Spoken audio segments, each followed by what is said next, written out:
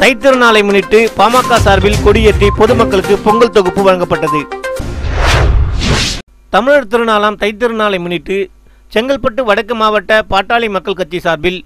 ஆலந்தூர் சட்டமன்ற தொகுதிக்கு உட்பட்ட கெருகம்பாக்கம், முகலிவாக்கம் பகுதிகளில் பாட்டாளி மக்கள் கட்சி கொடியேற்றி பொதுமக்களுக்கு பொங்கல் தொகுப்பு மற்றும் பள்ளி மாணவர்களுக்கு நோட்டு புத்தகம், பேனா உள்ளிட்ட கல்வி உபகரணங்கள் வழங்கப்பட்டது.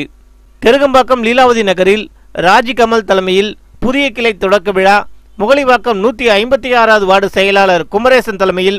பொங்கல் தொகுப்பு மற்றும் பள்ளி மாணவர்களுக்கு நோட்டு புத்தகம், பேனா உள்ளிட்ட கல்வி உபகரணங்கள் வழங்கும் விழாவில் சிறப்பு அழைப்பாளர்களாக மாநில துணை பொதுச் செயலாளர் இரா வெங்கடேசன், மாநில துணைத் தலைவர் பட்டுப்பாண்டியன், செங்கல்பட்டு வடக்கு மாவட்ட செயலாளர் விநாயகம், மாநில செயற்குழு உறுப்பினர் கூக அரங்கநாதன், மாநில துணை அமைப்பு செயலாளர் முரசு ராஜேந்திரன், மாவட்ட துணைத் தலைவர் கெருகை மனோகரன், பசுமை தாயக மாநில துணை செயலாளர் கண்ணன்,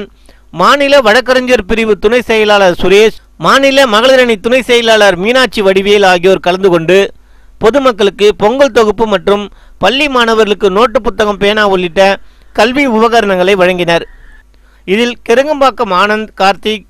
156வது வார்டு நிர்வாகி கரண், பார்த்திபன், கொளப்பாக்கம் திலைவாணன் உள்ளிட்ட ஏராளமான பாட்டாளி மக்கள் கட்சியினர் கலந்து கொண்டனர். இதில் முகலிவாக்கம் 156வது வார்டில் மறைந்த பாமக நிர்வாகி தியாகு அவர்களின் திருவுருவப்படத்திற்கு பாமக நிர்வாகிகள் மலர் தூவி வீரவணக்கம் செலுத்தினர்.